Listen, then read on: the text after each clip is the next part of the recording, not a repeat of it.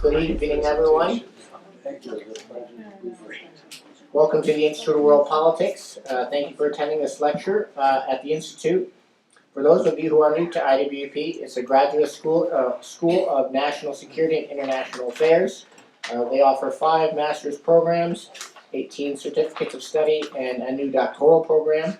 If you're interested in learning more, you can speak to some of the staff at the conclusion of the event. This is the 6th annual Brian Kelley Memorial Lecture. The passing of Brian Kelley was a grave loss to the Institute and to our country. His knowledge, experience, and dedication were at a level hard to match. In his time at IWP, he brought his own knowledge as well as the knowledge of experts in the intelligence community to help students gain as much as they possibly could from their classes in their time at IWP. This lecture is meant to honor his memory and continue the tradition of providing students with the opportunity to hear from experts in their given career fields within the intelligence community.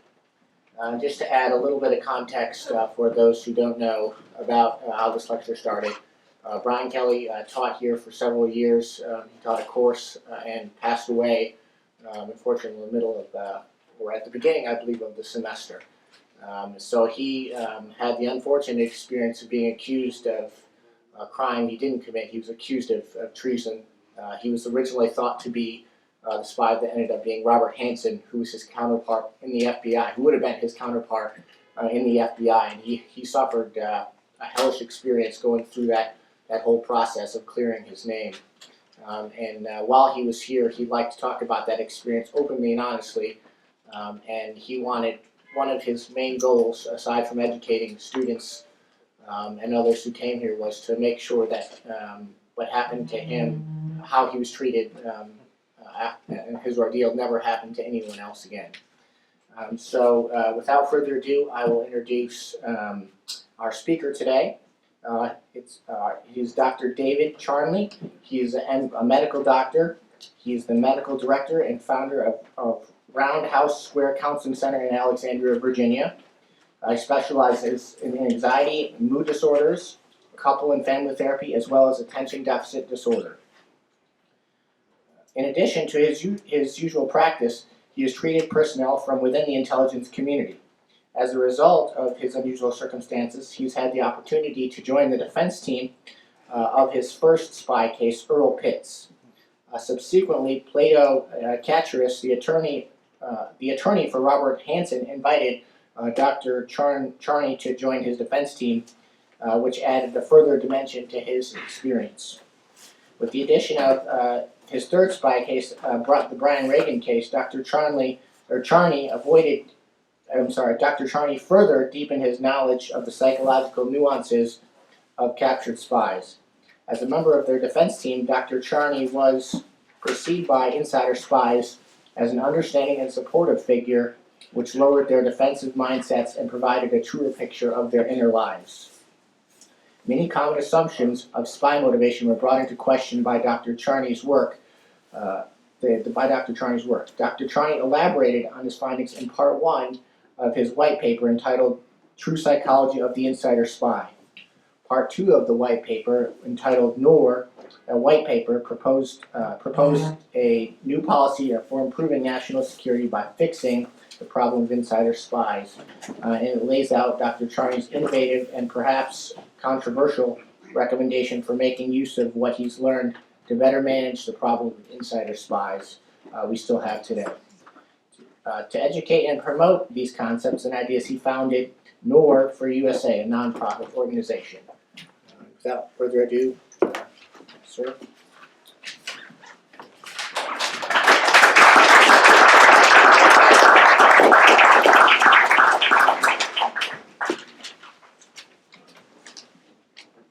Thank you for coming this evening. It's a cold, hard, wintry day in Washington again, so I appreciate you coming. And just before I got up to speak, moments ago, a surreal, strange experience that caused me to shiver in my boots. My phone rang. And I look, you know how an iPhone will tell you who's on the other end? And I look and I see Brian Kelley, NCIX, National Counterintelligence Exec. Wait a minute, what? Is Brian calling from up there? It was a little scary. I had to answer the phone, not knowing what it was. It actually was Trish Kelley calling, his wife. She was calling from Florida to apologize for not being able to come to this talk tonight, which was a bit of a relief to me.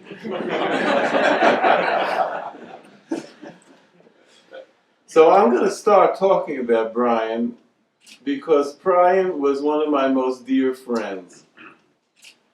I met him so many years ago, probably connected here at IWP. And we spent hours and hours talking together.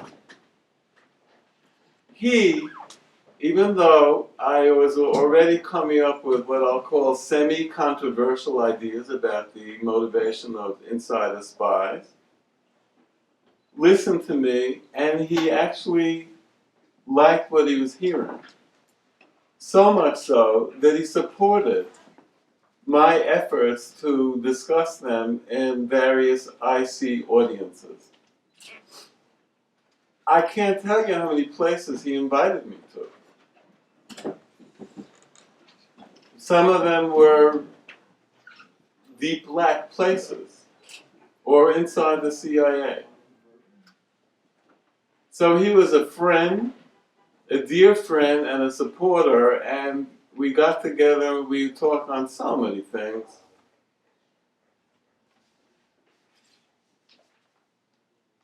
I had an experience that I think emulates what happens when anybody within the intelligence community hears about somebody that they know in their own organization has turned out to be an insider spy. It was, oddly enough, on a thing called the Spy Cruise that was put together by one of your faculty, David Major. David Major was the person from whom I took a course on counterintelligence to deepen my knowledge. It was quite an experience to do that here at IWP. That's how come I feel so honored to be invited for this talk tonight. As a background to this next little bit that I want to mention, and I'll describe how I marched along in terms of getting experiences with insider spies. My second insider spy that I got to meet with was Robert Hanssen. So there I am meeting with Robert Hanssen in jail for 2 hours a week for, it turns out, an entire year. And I'm a friend, a good friend, of Brian Kelley. There was no connection between the two of them, to my knowledge. But after Hanssen was captured for a while and I was already into the case, I saw an article in the Washington Post about somebody in the CIA that had mistakenly been fingered to be the spy that Robert Hanssen was. But they didn't mention the name. Anyhow, back to the spy cruise, and we're in the Caribbean, we're in the water, and there are skates and large creatures swimming around us, and there's Dave Major. And I brought it up. I said, Dave, I saw this article before we left on the cruise that mentioned there was somebody in the CIA that had been mistakenly fingered to be the spy that Robert Hanssen was. Do you ever know who that is? He said, you don't know? I said, no, who is it? He said, it's Brian Kelley. It was like somebody punched me in the stomach. I swear to God. I couldn't even talk. It hurt. And, you know, it didn't take but a microsecond for me to know that this was a total impossibility. If you knew Brian, you wouldn't need to be told one way or the other.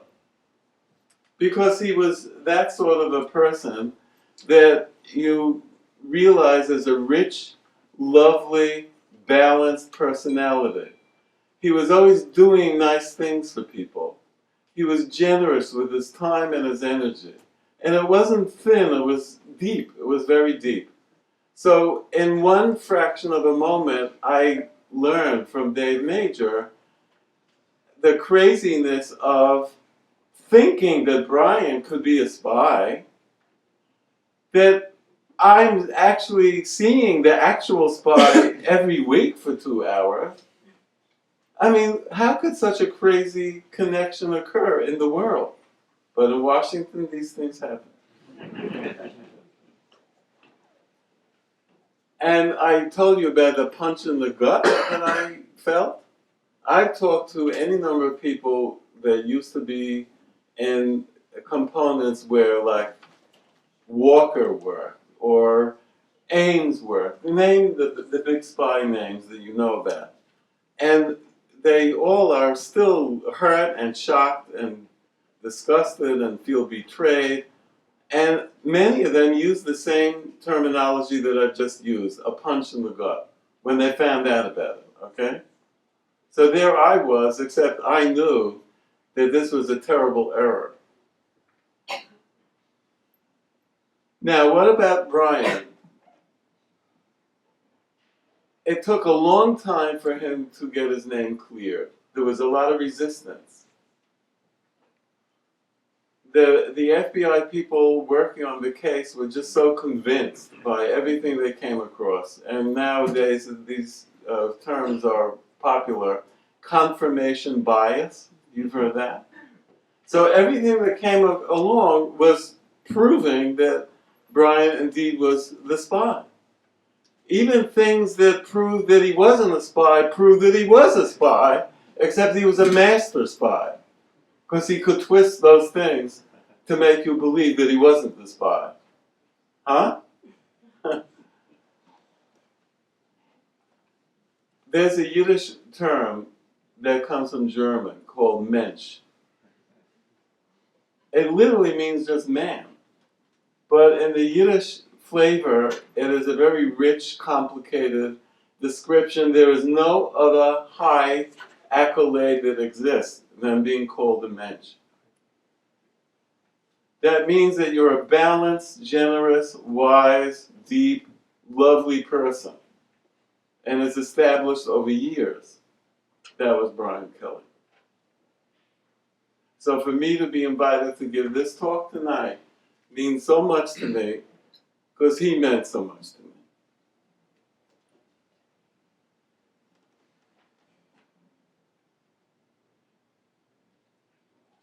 The title of this paper referred to my third white paper, the talk tonight. I gave that a lot of thought, and I decided I'm going to alter that a bit. Because to me, now that I've completed the third one, I started to think about how my thoughts and ideas evolved over time. Because I think for any of the students in this audience, that's not a bad way to introduce how things develop and evolve over time. You don't figure this stuff out right away. And integral to the evolution of the thought is also the discovery of what I would call compelling logic. It's important to have a train of logic that builds from one thing to another thing. It doesn't immediately descend into your mind in one piece. Now, I gotta say, everything that I mentioned to you comes from the experience of a person who is not an intelligence community insider. I'm not an insider. I never got employed by the IC. Never worked for an intelligence agency. That doesn't mean I didn't have a lot of experiences connected with the IC. Because I did my time in the Air Force, for starters, after my residency. 2 years, 1 month, 3 days, 12 hours, and 7 minutes. A few of the people that I saw, because I was at Andrews Air Force Base for my second year, were from NSA. So I got a little taste of those kinds of people. And when I wanted to get out to establish my private practice, I thought, wouldn't it be neat to stick with this sort of material to some degree by finding about becoming a consultant to CIA, because I knew I'd be in Northern Virginia. So I sent in for an application to do that once I set up my practice. I got a thing that was about that thick. They wanted to know everything about me from the day I was born. They wanted to know about my mommy and daddy, my toilet training, name it.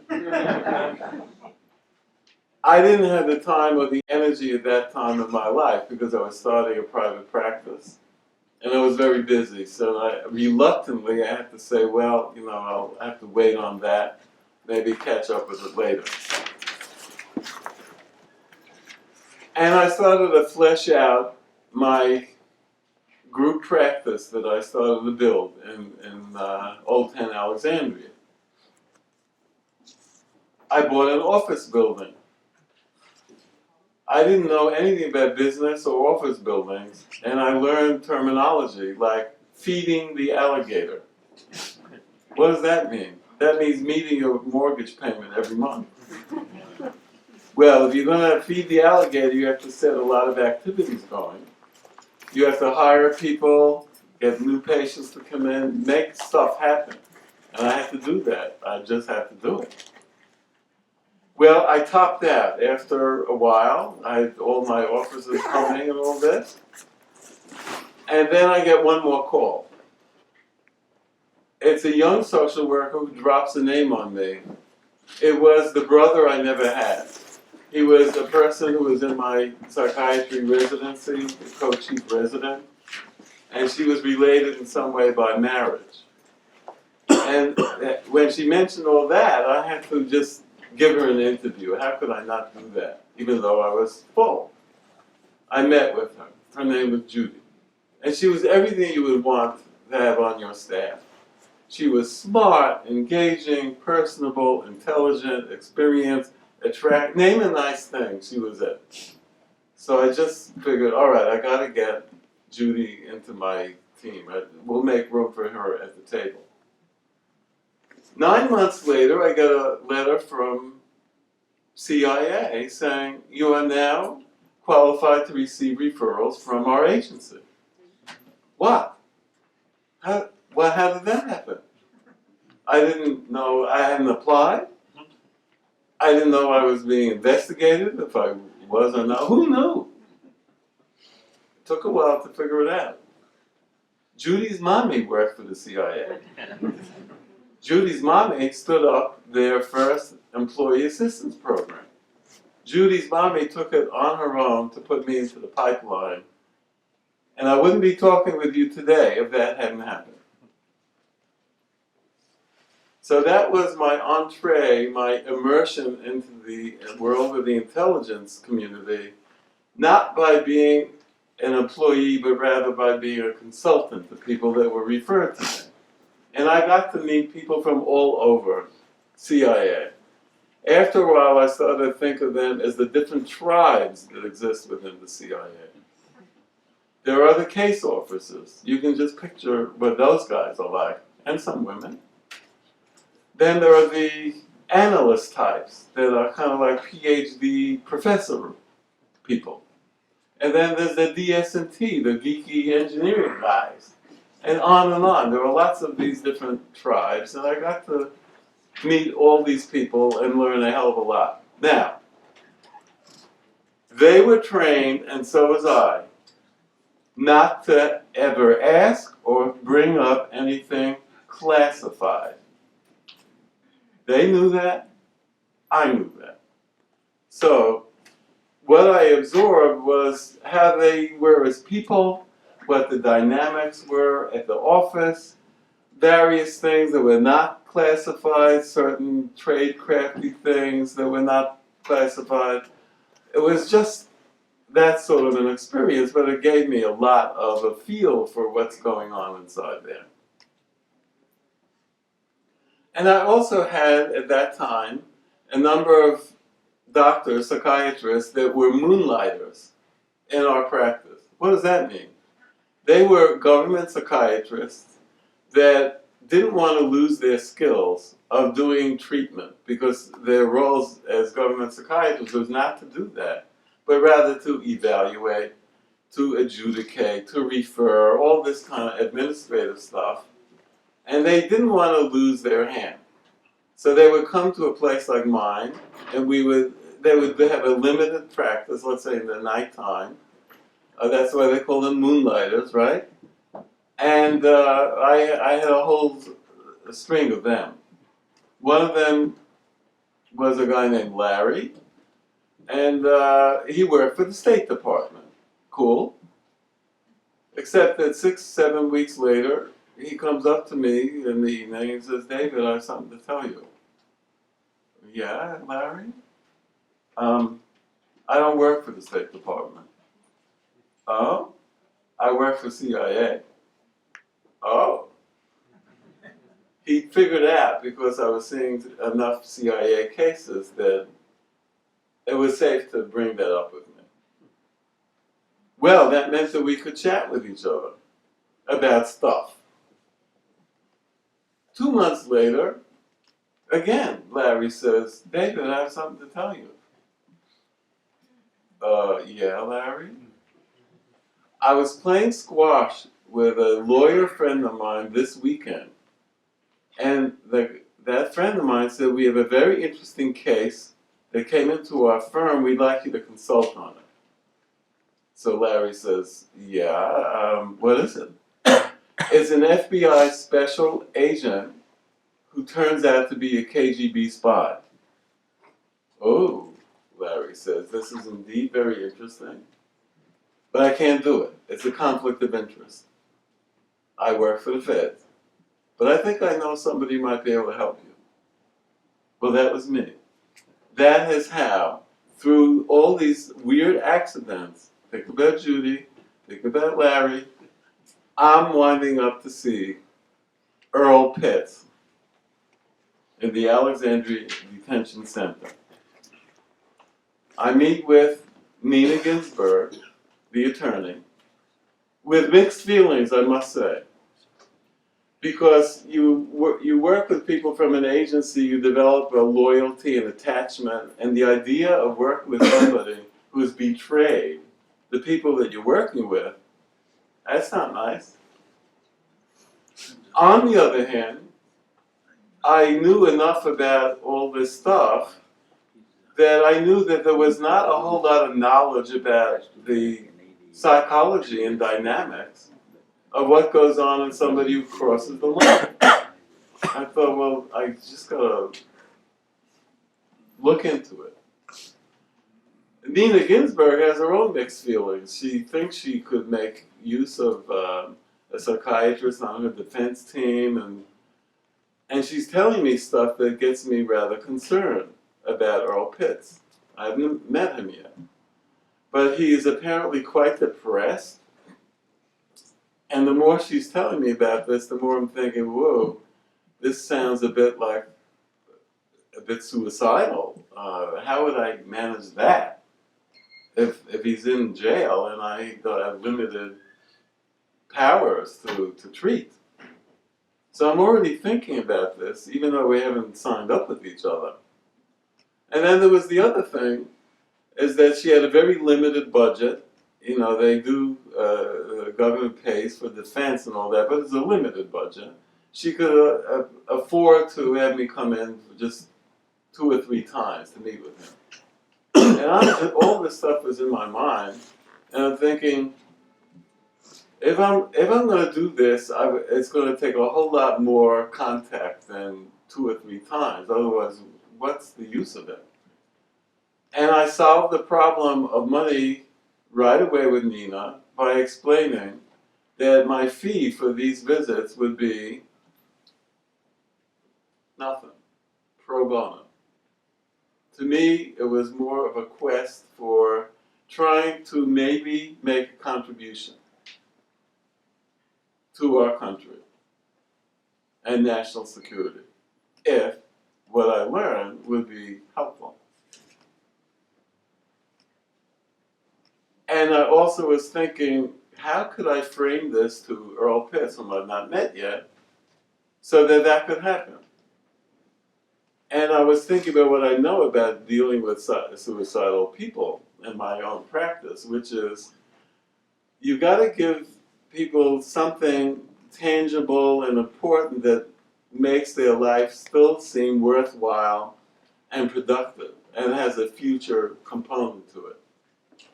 And I thought, well, maybe if I said to Earl Pitts that if he would consider opening himself up to me so that I could understand what was in his mind and how it evolved, that that would be a way for him to find a meaning and purpose for himself, and in a partial way atone for what he had done, the bad things. And I did present that to him after I met with him one time. Second time I met with him, and he looked at me and just for a beat didn't say anything, and then he said, "I'll be your guinea pig." And he did. And that's how I got thrown into the world of trying to understand the psychology of the insider spy. And that was an intensive experience. It was close to a couple of hours a week for a whole year. And from that, I started to develop my concepts and ideas about the unfolding psychology of the insider spy. One of the things that I needed to do to help me understand it better, because I knew what my limitations were, was that somehow I found out about this newish institution called Institute for World Politics, which is where you are right now. It was in the early days of it. And there was a course being offered on counterintelligence by David Major. I took David Major's course. There were things about him that were very interesting. So among the things that I'll mention this evening would be some of the heroes that I considered shaped my experiences in this field. Dave Major would be one of them, because he had passion. I've run across other people who are into the world of trying to understand this stuff from the IC, and there's a shared thing that I have not run across in many other fields, and that is passion. That doesn't mean I agree with everything that Dave Major says or he with me, but to have that passion about it, that's special. And I'm going to talk about a hero. I'm going to add one other one for right now, and he's sitting in the second row, and that's John Lenkowski. Why? Because he had an idea and a vision, and against all the odds and the barriers and the difficulties and the practical obstacles, he stuck with it, and look what it is today. So you're a hero too. Now, I mention that because I have a special feeling for people who take on tough things and stick with that for a long period of time. Because when I stepped into this stuff, I realized that nothing would come quickly. And I needed inspiration from other people who had that same sort of drive. And that shaped what I did. Now, I mentioned that I was not an insider in the IC, but I came to think about that on a higher level. What about that is interesting? And it turns out in many fields of knowledge, progress is made, not, or is made within the field, but sometimes there are people that, if you think about Venn diagrams, you know, the circles that sort of semi-overlap each other, and there's always a few people that are right where they touch two circles. Two crazy, unconnected fields, and yet the person who has 1 foot in one field, 1 foot in the other, on the boundary, sees things that neither of the people see in the other field. They just happen to occupy that special little place. And if they run with the idea, then new interesting things develop. And I'd like to think that that's my story too. Because I was a psychiatrist, and still am, I've been that for over 40 years. But I had my special immersion into spy psychology in the way that I have described to you. And I wanted to make sense of it. I wasn't thinking about writing a paper for starters. Actually, somebody asked me to, actually, Bert knows that it was Jennifer Sims. I was attached a bit with the Georgetown group, and the two of you were working on your books on intelligence, and writing a chapter for the book came up as an interesting idea, and it kind of pushed me to begin to pull together my ideas in a more organized way. That didn't work out exactly for me being in the book, but it actually got me propelled to write the very first paper that I wrote, which I called immodestly, True Psychology of the Insider Spy. And in it, I tried to gather stuff that I learned from my experience with Earl Pitts, as well as all the stuff that I learned from Dave Major in the course that I took here. Now, you have to know Dave Major, with his passion, and used to teaching graduate students, assigned a stack of books and readings that was about 3.5 feet tall. And my wife Diane at the time was used to that. She had a PhD in international relations, so I know they would grind away at stacks of books. I never did that. For medical school, you know, you would read one really nasty thick book and that would be it, you know. And you learn a lot on the wars, but you wouldn't have to like accumulate so much reading, but I had to do that for Dave Major. But that exposed me to really nearly all the cases that had come up for understanding from the end of World War II to the present time. So even though I had dealt with only one case personally, who was a spy, Earl Pitts, I had studied all the other ones and I could see the connections as I was thinking through how to understand all this. And I came up with ideas. Now, one of them had to do with the fact that over 90% of spies are men, males. Well, that's not a small thing. It's a high number. What does that mean? Well, I'm a doctor, so one of the things I'm very proud of is that I discovered the genetic marker for spies. It's the Y chromosome.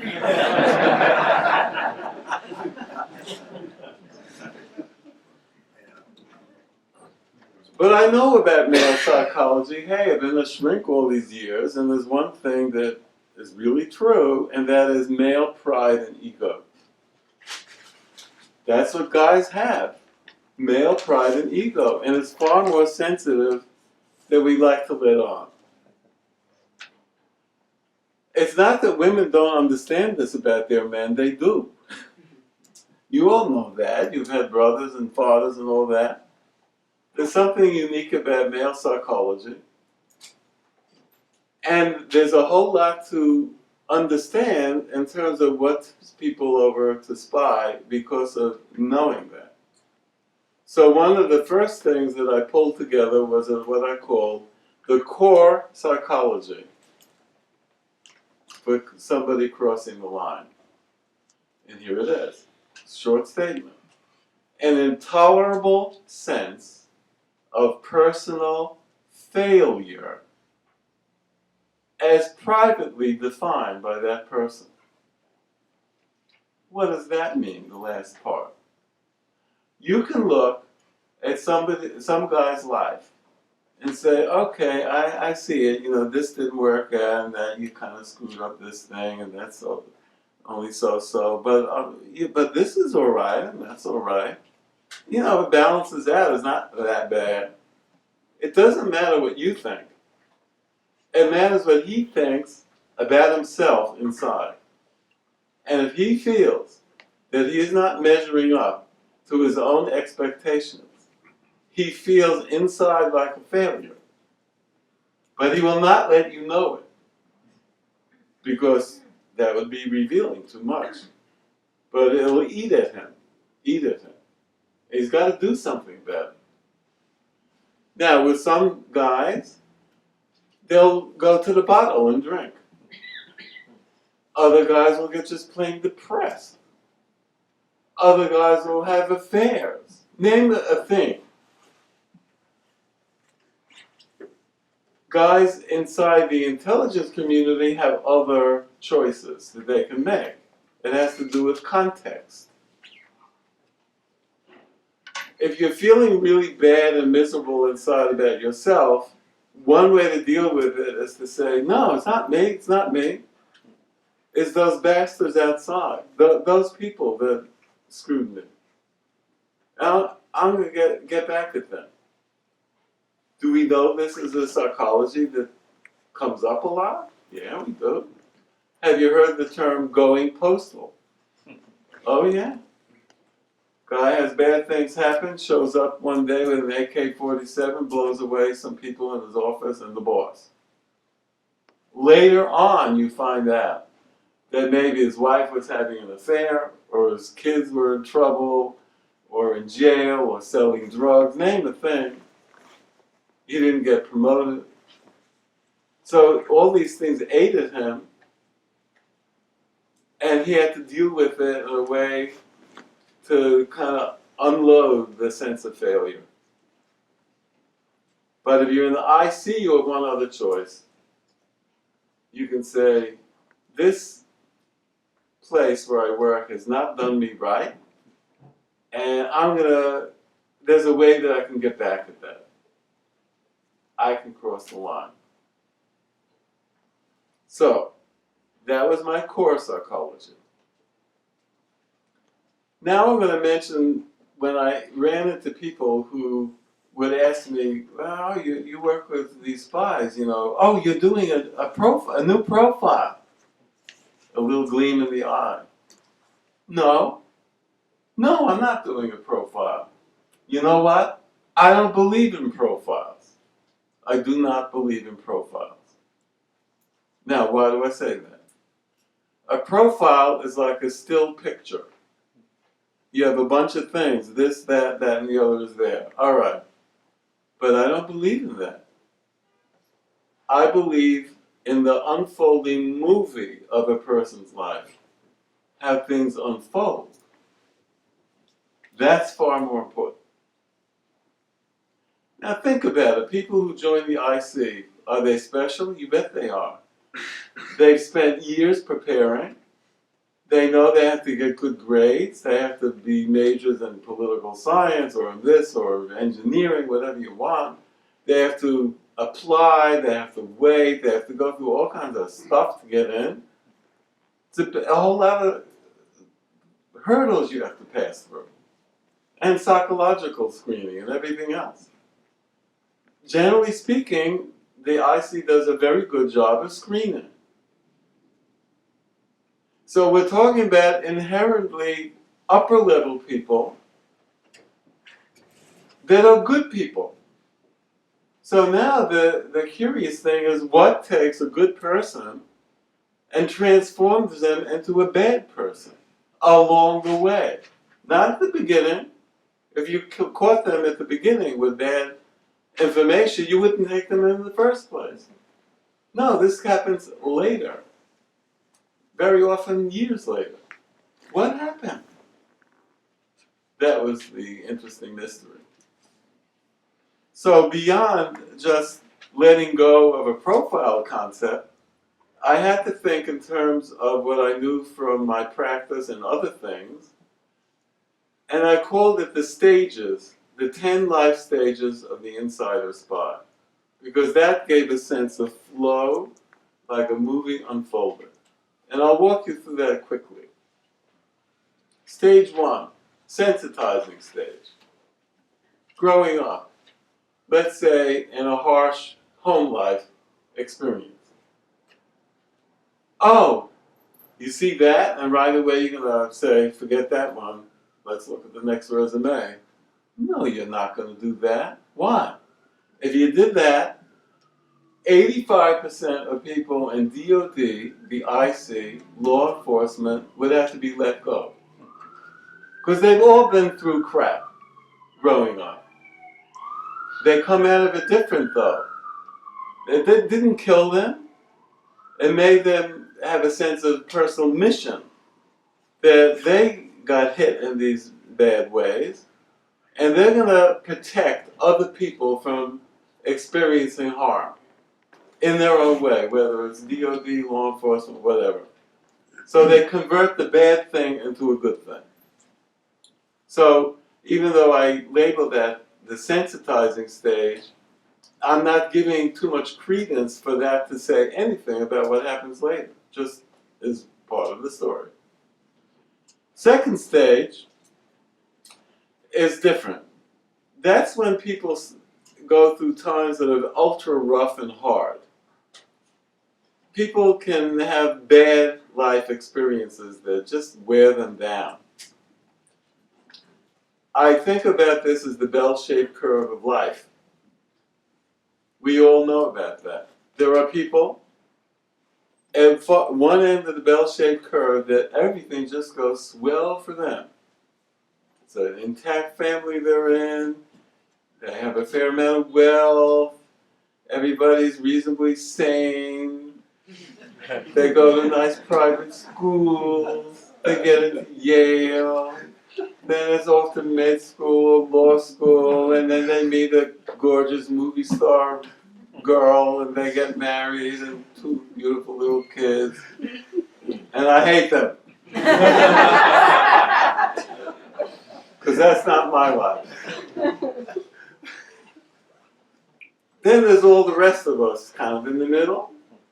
And then at the other end are the people where whatever they do crashes and burns. They can't take a walk down the street without stepping it. Nothing goes right for them. There are such people. We all know such people. And if you're looking at a large intelligence community agency with lots of people, you have the law of large numbers. There's going to be some people at that wrong end of the bell-shaped curve. And they are ones where you can imagine that if things went a certain way, that could tip them over. And I came up with my own term. I ripped it off, of course. But I called it a psychological perfect storm experience. When too many bad things happen overlapping in the same short period of time. And you know what? And all the people that I read about, nearly all, in the half year or so before they cross the line to do whatever they're going to do, you can see these indicators, these bad things pile up. So now that is significant. The next stage that I talk about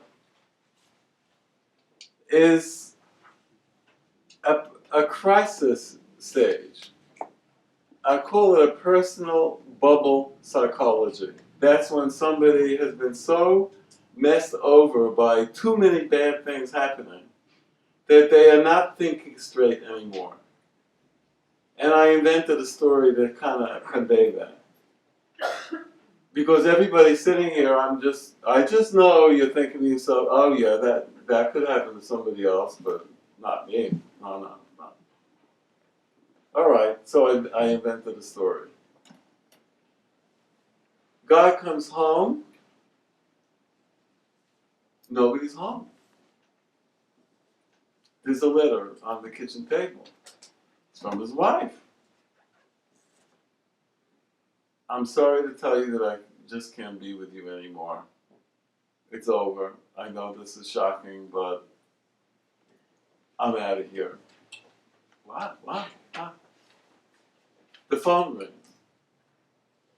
It's a neighbor 3 houses down. She's saying, I hate to pass this news to you, but you probably didn't know it, but your wife has run off with your best friend, George. Your best friend, mind you. Oh my God. There's a knock on the door. It's the police. They have your teenage son. He's been caught for selling drugs in the school. Oh my God, you deal with that? The phone rings again. It's your daughter at college. Yeah, she's pregnant. Oh, there's another letter there on the table. It's from the IRS. You're being audited. Another phone call from the doctor. You know that test that we did on you? I'm sorry to tell you that it came out positive. You're going to have to come in. We know how to treat it now, radiation and chemo. Now, if you had all that happen, would that rattle you, no matter how cool you thought you were? I think so. What's the threshold for anybody to be rocked by stuff like that? It varies. Some people are tougher, some less so. But it's going to do that to people. And they will not think clearly. And they will be reaching for something that could be somehow to save themselves, some big idea, some rescue thing. And if you're in the IC and you're experiencing in this sort of a fashion, you might have an epiphany, a crazy idea, but to you it makes tremendous sense that, gee, if you only crossed the line and did this and that, it would solve this problem, that, and I'd get back to them here, and I have more money here, and blah, blah, blah, blah. It all makes perfect sense in your crazy adult mind at that time. And that motivates you because you want that solution. Your life is going to hell and you want something to fix it fast. That's what people will experience, and they're not thinking straight at that time. So let's pretend that one of these people that I'm talking about figures out, yeah, he's going to cross the line. Don't think that's so easy, mind you. You think it's easy to be picked up by another intelligence service like KGB? They're not stupid. You got to really prove to them that you have the goods, that you're legitimate and all that. It takes a lot of work, more than you would think.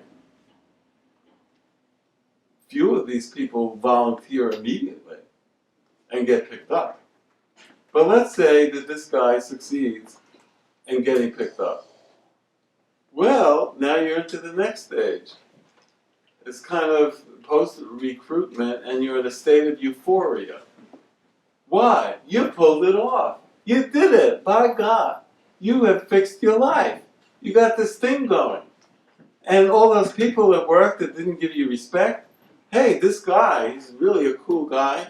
He thinks you're the greatest. He thinks you're smart, intelligent, sophisticated, that you're going to do great things, you're going to help world peace and all that.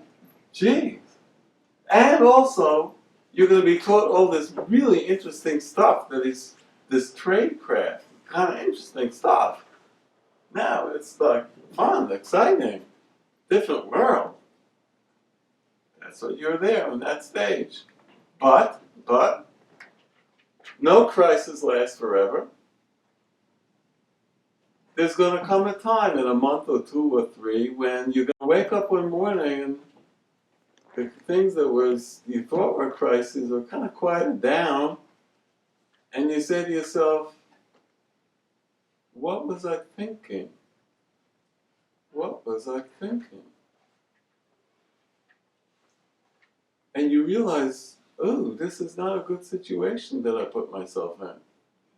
But how do I fix that? You're thinking, well, gee, maybe if I go to my handler, my KGB handler, and I said, you know, I really made a big mistake, and I don't know what I was thinking. You're a very nice guy, but is it possible that, you know, that ain't gonna happen. It's like going to a mafia don that did you a favor 8 years ago and now wants you to pay him back. So, no, you're not doing that with the mafia don either. All right, you'll do the right thing. You will turn yourself into security. Tell them what happened, say you made a terrible mistake, yeah, lapse of judgment, and they'll take you back in, and oh, they're not going to do that. I call that sharks in the shark tank. Sharks, they can swim with each other nicely. One gets nicked, starts to bleed, they'll turn on him like prey. Has that happened to people in the IC that I've met? Yes. More than you would think. I've talked to some very sad and unhappy people that crossed just a little bit over, not a lot, tried to do the right thing, wrecks their career, bad things happen. And that gets out into the corridor. So it's not like people don't know that. So what do we have netting it out? You discover when you come out of the euphoria stage that you are actually stuck and trapped. Now that's not very nice, because that's robbing you of being the captain of your own life. What are you going to do with that? You don't know what to do. You do not know what to do. So you just resign yourself to just doing the job of being a spy. You've got to do your regular job, and then there's something that they call spook hours, some people, which is it's at night, when you got to do your other things that belong to tradecraft world. At first it used to be fun and interesting, but now it's drudgery. I mean, to make, you got to shrug off surveillance, it could take you 2 or 3 hours, then you get to some cold, wet drop site. You read the instructions on these things, they go on for pages, but just one of them. It's not so fun anymore. And you have a few other things on your plate. What? You have the worst mental state that people know about, human beings. Uncertainty. If you have bad news come on you, it'll slam you, you'll be on the ground for a while, but eventually you'll dust yourself off, get up, figure out, all right, now what do I do? And you try to figure out a plan. But with uncertainty, you cannot do that. You don't know what to do because you don't have enough information. It's a constant state of uncertainty. I know that from my practice, it's the worst state for anybody to be in.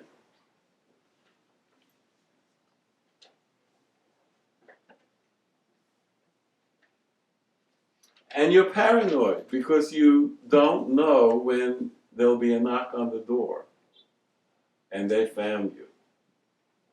Oh, but you're going to get around that because you'll be brilliant with your tradecraft. You're not that brilliant. Because there's the dirty little secret in the field of the intelligence world, which is almost no major spies were caught through detection.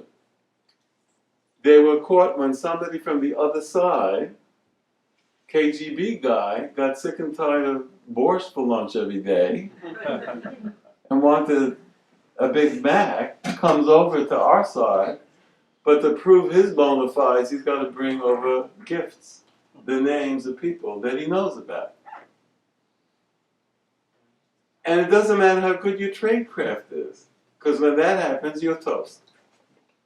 And you kind of learn that because you're a real student of these things if you're a spy, because your life depends upon it.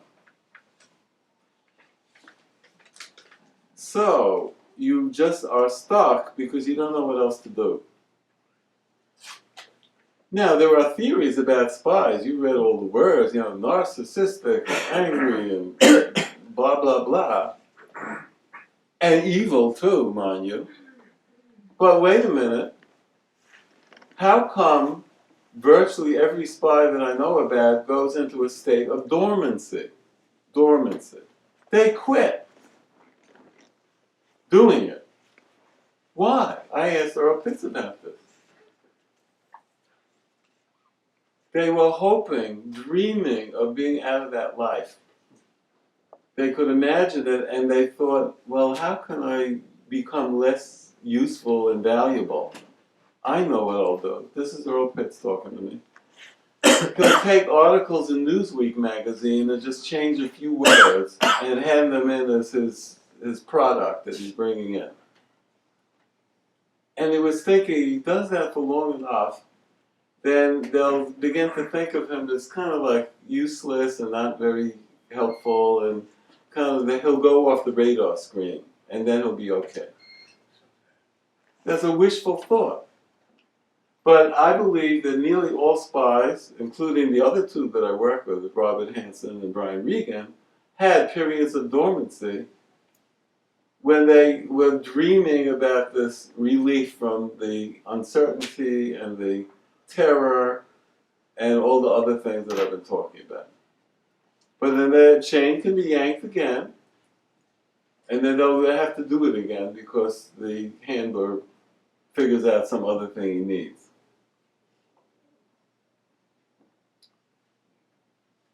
Then the eighth stage is the pre-arrest stage. I made it into a stage because I found it very interesting.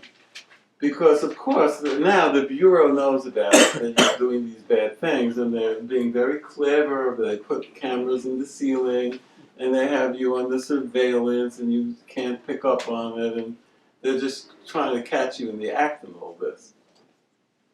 And they notice some of your tradecraft is really slipshod, and they laugh at it. You really are taken in by that? They know what's going on. They're not stupid. They're thinking, I just want to get this over with. Come on, just get this over with. So they don't care about their tradecraft so much. And then comes the arrest, and they come out with snarky, horrible comments. Like Robert Hanssen was said, what took you so long? And you want to whack him across the face for being such a crappy guy. It's kind of like a teenager getting caught with too many miles on the odometer by dad the next morning. And it sort of strengthens the idea of the supposed psychology of the insider spy, when in fact, guess what's happened here?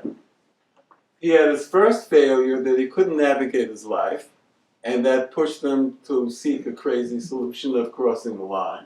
First failure. Second failure is that he discovers after he's crossed the line that he's stuck like a bug with a pin. He's not really running his life anymore. Third failure, he couldn't even be a good spy, he was caught. So you got 3 failures. Now, there's something really important about stage 5, which was the morning after stage.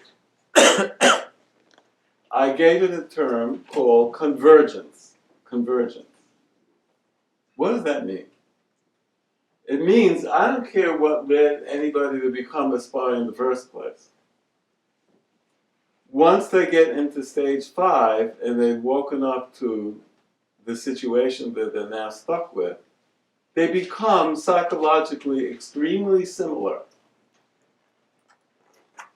I hate to give you these kinds of parallels, but if, sadly, you wind up getting a diagnosis of cancer, I don't care what your profession is and where you are from or anything about you. I know that you are in a state of terror,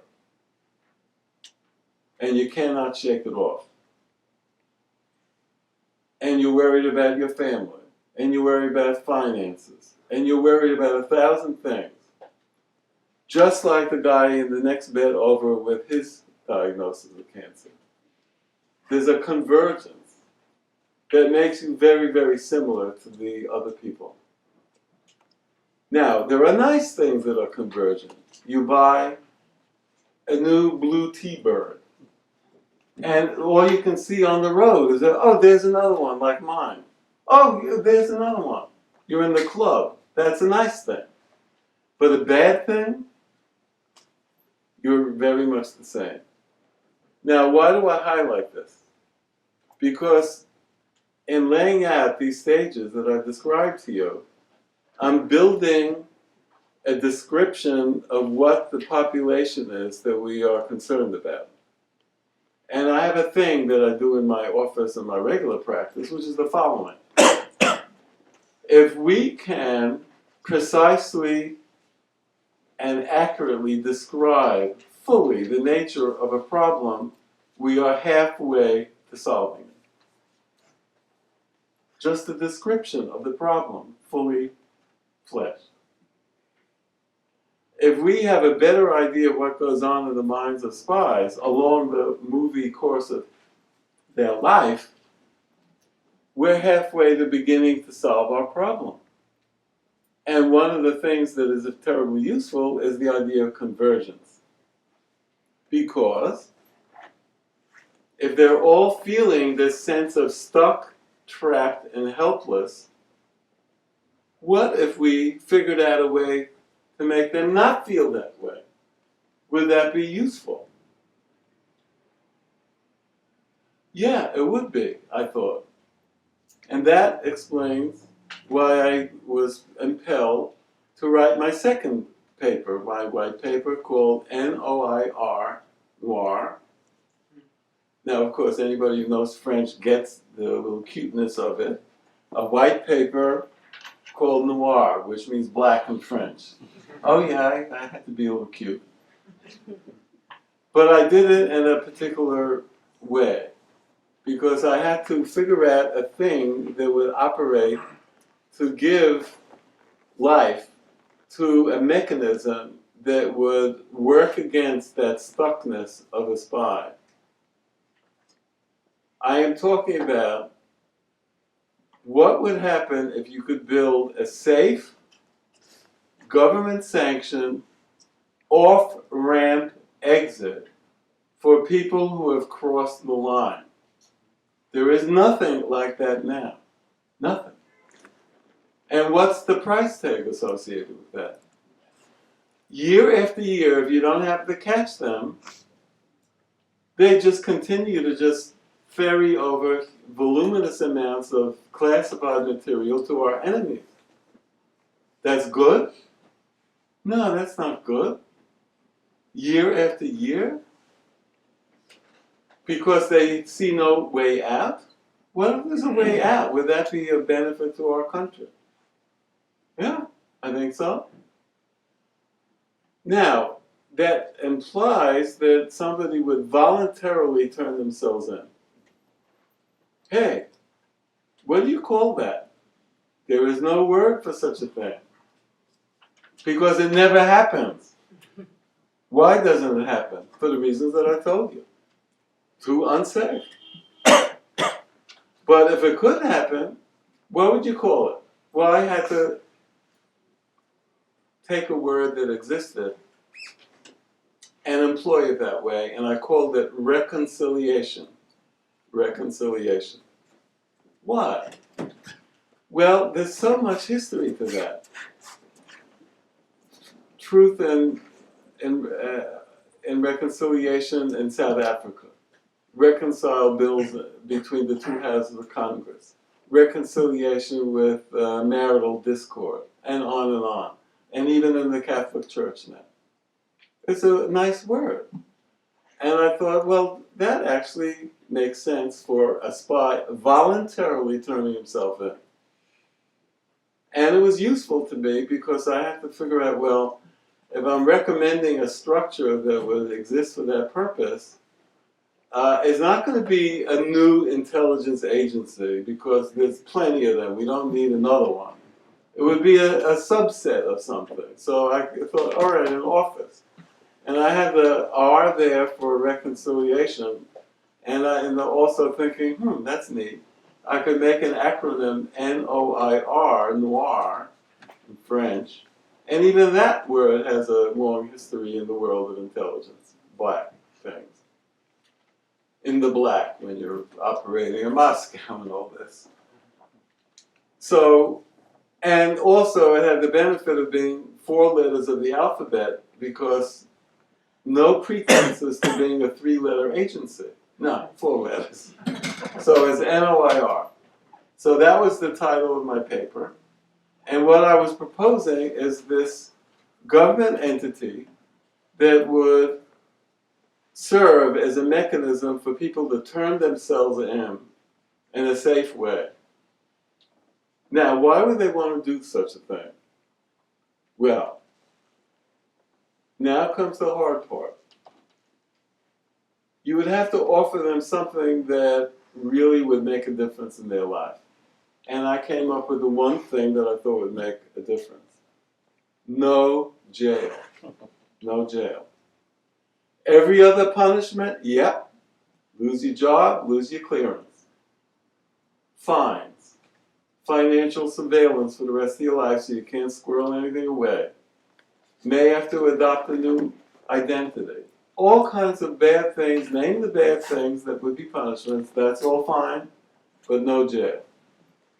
Now, why did I come up with that? Because of my experience with Earl Pitts, I'll tell you why. Picture this. I'm in the federal courthouse in Alexandria, Virginia, and it's his sentencing hearing. You have the people from the Department of Justice, you have the defense attorneys. They have met for having a negotiation as to what they're going to propose to the court of the how many years of jail. And they come up with it. It's roughly 23 years or so for Earl Pitts. And that's how the government operates. They do a deal. It comes before the court, and Judge Ellis has other ideas, suddenly. He puts an extra 2.5 years on Earl Pitts. Just because. Just because. Well, think of the embarrassment to the Department of Justice guy. He thought he had a deal. It's his reputation. No, he is embarrassed in court. The defense side is upset. Too bad. Now, anybody reading about that who is thinking about what am I going to do with my life, knowing about such uncertainties, remember uncertainty, is going to say, you know what? I will just take my chances. I'll just take my chances. So the one thing that you got to build into this package to make this noir thing work is no jail. Well, don't think I didn't know that people would choke on this.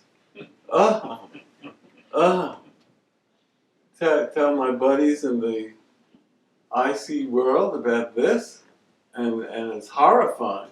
No, they just want to kill him, not give him no jail. But now I get back to Brian Kelley and say, well, no, he didn't choke on it. It made sense to him. Here's another weird thing. Because over the years, I've networked with so many people in the IC. I know a lot of you here. And I've learned something. The one agency that I was sure would be the most hostile to my ideas would be the FBI. Hey, they are the ones that they trap this guy and they want to throw the book at him forever. I was real worried about that. But I go to a lot of meetings of this and that, of AFIO or whatever, and I discovered the following. Once I published the second paper in NOIR, I would get these nice communications from these people that said, hey, this is actually a pretty good idea. And I'm thinking, how did I get that so wrong? And here's what I figured out, I think. When you were inside the bureau, you gotta go with the culture and the attitudes and the assumptions that you're a part of. You don't want to rock the boat. It's just like a particular kind of thinking that fits with inside. But you also know what I said earlier this evening, which is for all of that work that you do, and it's good work, but it doesn't really produce all that much of what you want, actually. It's kind of unpredictable when somebody from the other side is going to come over with that name that you want. And if they don't come over, too bad for you. So they know what's effective and what's not so effective. But they can't say it when they're inside, but when they're outside and they are retired, that's a different story. And they quietly will say to me, not a bad plan. I've got many comments like that. So I made that second paper out there. The first stuff that I told you about, the stages, was not particularly controversial, because it was just laying out a timeline and the movie that we call it. And in fact, what I learned, to a bit of my surprise, that it's gotten a lot of acceptance. Just stories that I can mention super briefly. What I learned about the IC is the following. The IC is a black hole. Things go into it, and things do not come out of it. So I put out my paper. You think I heard one word from anybody in the IC? No, I didn't hear a single word. Except, if you know anything about the physics of a black hole, that's true, except some energy things come out sideways. So how do I make that into a story? Here's what. I have an FBI guy who comes in to see me as a patient. And I tell him after the second meeting that, oh, by the way, just let you know that I'm working in your field a little bit, and I wrote this paper and all that. I'd be really interested to read it. I have to put him on medicine for this or that, and maybe 2 weeks later, he's calling to let me know how he's doing, and he says, oh, by the way, I tried to give you a paper to the counterintelligence group, but they wouldn't take it. I said, they wouldn't take it? No, they already have it. It's required reading. Oh. And that happened with State Department and other things. And then one guy comes in and says, I think I know about your paper. I think it's up on a website. Yeah, it's on a website. It's a government website. I say, a government website? What are you talking about? I said, well, just go to this URL, and I think that's where it was. Well, I wasn't acquainted with it, but, and Michelle is here, it was the NCIX website. National Counterintelligence Executive, the highest body for CI in the United States. And you go to the website back then, and you click on top issues, and then you see insider thread, you click there, and there's my paper posted. Did anybody ask me to post it? No. Did anybody tell me that it was posted? No. We could probably get him to take it down. It's weird that way. It's funny. So it's been sort of like a subterranean influence here and there.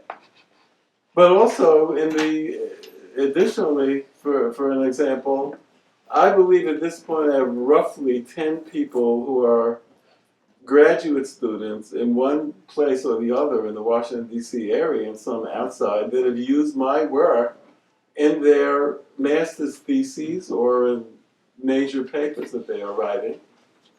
And one or two of them told me, I'd love to show it to you, but I can't, it's classified.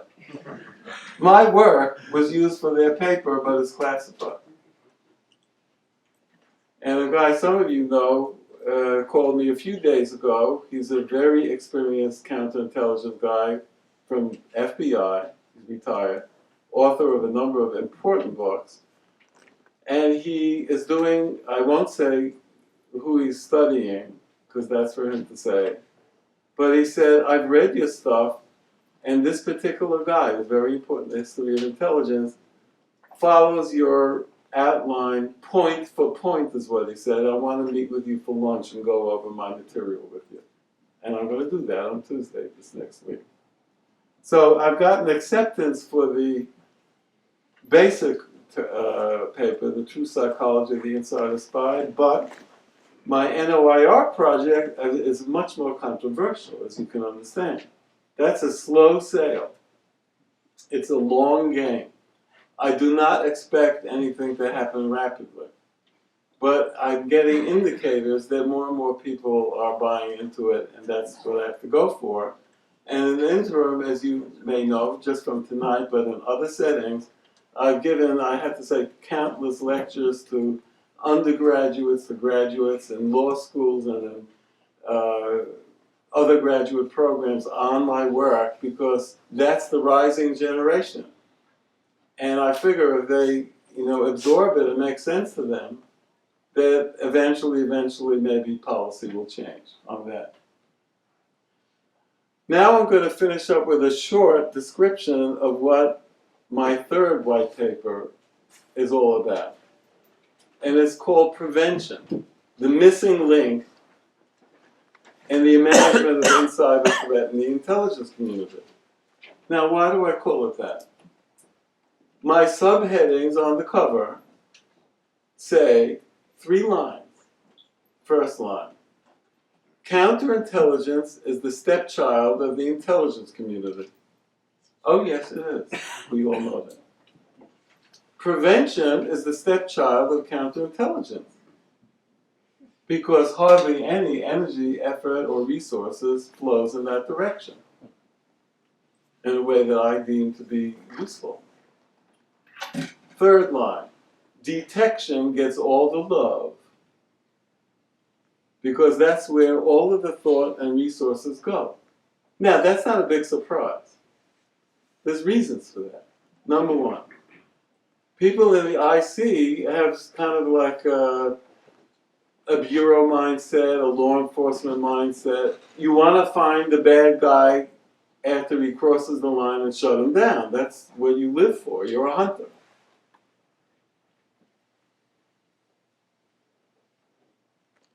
And also, the culture of Washington figures in. What is Washington? There's the federal government, and around it, there are the Beltway bandits. 1 million of them. And they can, using high-tech concepts, come up with a program, a plan that monetizes the problem. They make a lot of money coming up with these ideas. All kinds of clever things, I must say. Some of them are actually pretty bright, I have to say. But there's a problem here. This is after the fact, and is doing nothing to keep the thing from happening in the first place. Take a whistleblower, for example. Of what use is detection technology? Like a Snowden or a Manning. One day they decide to spill it all out, and it's done, it's all over. What good is your detection at that point? Nothing. But in a regular spy, the one that is a state sponsor, you're going to maybe catch a few, but wait a minute, you're not that smart. All the people that build these high-tech things, they're brilliant people, mind you, but they're not omniscient. And do we know about that? Do you know of any system ever that seems to work 100% all the time? Microsoft, for years and years, was the leader in the field of computers, and it was a standing joke that there was nothing that they built that wasn't penetrated by somebody. So what I'm saying is that that's good stuff. It's got to be done. I know it. But the idea that you can put all your bets on that one idea is missing the boat. It's a misallocation of resources to not think about what can you do to keep it from happening beforehand, before it's the problem. Now, I'm not saying nothing's being done. Remember, Judy's mom worked for EAP. She set it up there at CIA. But here's what I also know, because I've been around long enough, is that she set up what I would call firewalls between her office and the security and CI side. Why? Because she knew, she was smart, that if somebody came in and suspected that everything that they would unload to a counselor would right away go to the security department, they were finished. So she tried to do that, and I think she did a fair job of it. But over the years, you know, she retired many years ago, and what I've heard is that that kind of care has slipped away. And it's sort of understandable why that would be, but that's what's happened. And what does that mean? I mentioned to you before, corridor reputation. If in the corridor people know that you go there and you're toast, they're not going there. I invented 3 classifications for people with problems. Class A, humdrum, routine things that we all know about, the financial illness, this, that, the other, kid having trouble. And you want to deal with that. Fine. Class B are the ones that don't want to go, but their manager says you got to go. So they'll show up. Class C are the ones with really big trouble, that if they said one word about it over there, they're finished. And they have the ability to hide it. They won't go. And those are the problem people. So I liken it to the medical world, where you have these dock-in-a-box places that you see in strip malls, where you have some problem that's kind of light or medium, you can go there, get some help. But if you have a major, really life-threatening thing, they can't help you. You got to go to a real emergency room. There are no emergency rooms for dealing with troubled IC employees that they consider to be safe. So I propose in my paper the development of a 2-tier model of EAP, so Employee Assistance Program. One that's inside the agency, it'll work for many.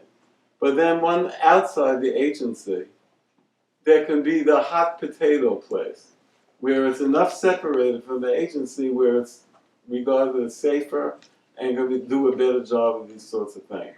That was one of my proposals. The other proposal that's important is redefining what a spy means. Right now he's a badass guy, evil, no good, rotten, nasty, all the rest. It's true, but what else is missing? He's a sad sack, loser, lonely, feeling like a failure guy. That's not out there like it should be. Why is that important? It changes the cultural take on who these people are, and it makes it much less interesting to want to cross the line. Because remember, pride and ego.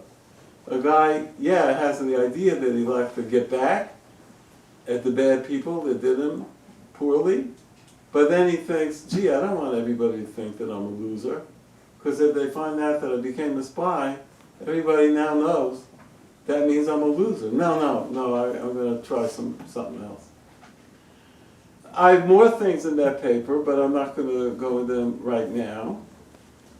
The papers are now posted on our website, and I recommend that you take a peek over there. It's simple enough. It's NOIR, then the number 4, USA.org. All my papers are posted for free as PDFs, but you can now get them in a hard copy version on Amazon for very little money. We just make it easy to get. And the latest version, just to mention it for those who don't know, is that there are 2 separate versions, one of the first and second paper combined, then the third paper, and now there's one that's a compilation of all 3 available on Amazon. So, I reviewed how my thinking evolved and changed over time. I am not saying to you that everything that I'm proposing is perfect or sure. but as a way of rethinking the problem. And I really believe sooner or later my NOIR idea will get to some acceptance. And one of the little proofs of it is the following. I get a phone call about a year ago or whatever from a guy who's from a TV network. Zvezda. Who knows Russian? Zvezda. It means star. But who owns Zvezda? Defense Ministry of Russia. Very nice guy. He would like to interview me because there are similar problems in Russia, and they would like some guidance on this and that and the other. And I just hear the phone message and I say, I don't think so. I hang up. And 2 days later, another call, still very nice. By the fifth call, he sounded like from the guy from Boris and Natasha in Rocky and Bullwinkle. You know, a thuggish kind of a real getting angry dude. And I'm thinking, hey, if GRU is interested in my stuff could be good. And then last, the quote from Winston Churchill. He said, Americans can always be counted to do the right thing after they tried all the other possibilities. So thank you for your attention, and we'll spend just a few minutes on some questions if there are any.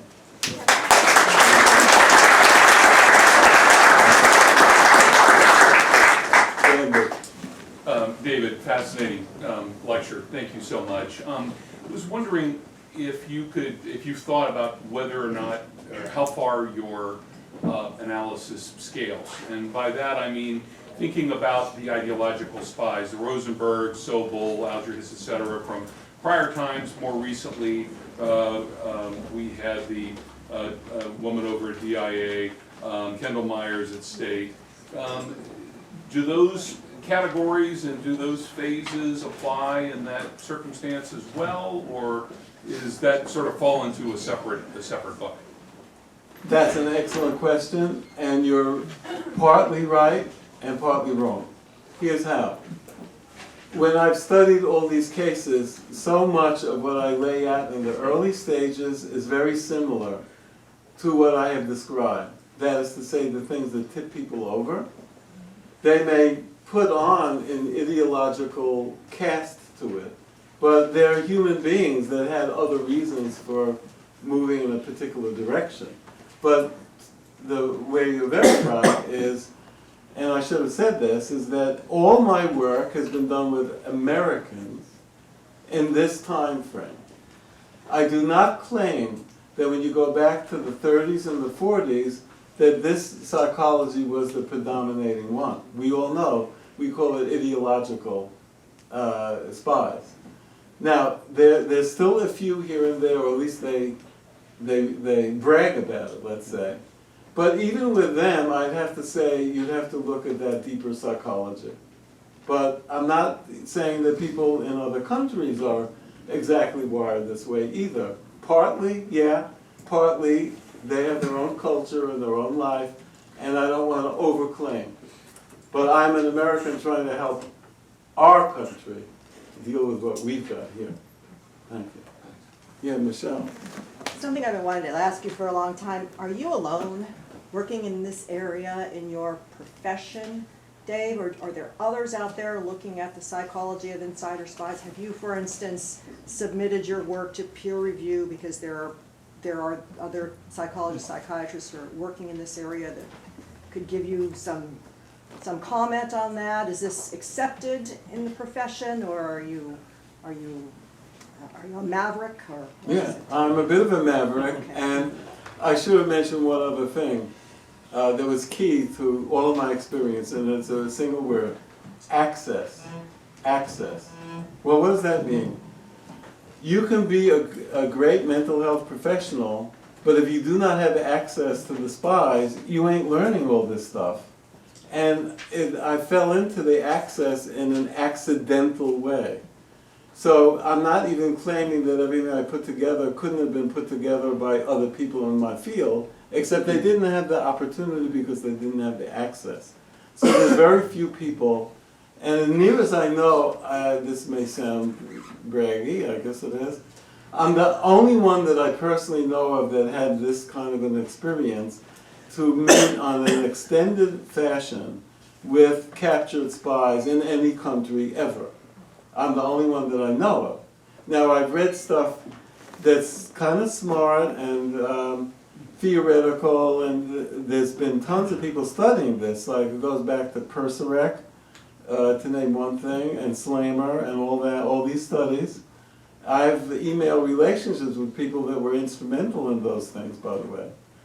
But they were limited by what was available to do at that time, and a lot of that stuff was typical psychological studies where they would meet for a little while and they'd check off checklists and all that.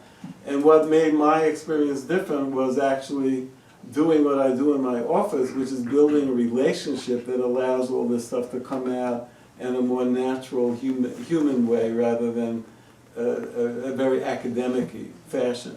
So I'm a bit of a loner that way, but there's enough overlaps with some kinds of people where I can explain what I do and they nod their head. Good question. Yeah, in the back? Last question. Oh, okay.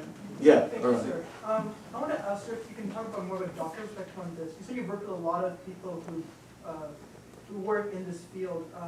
And what advice do you have for young CI officers for their mental health? Because there's a lot of mental stress that comes from working in the business. You're suspecting your own colleagues.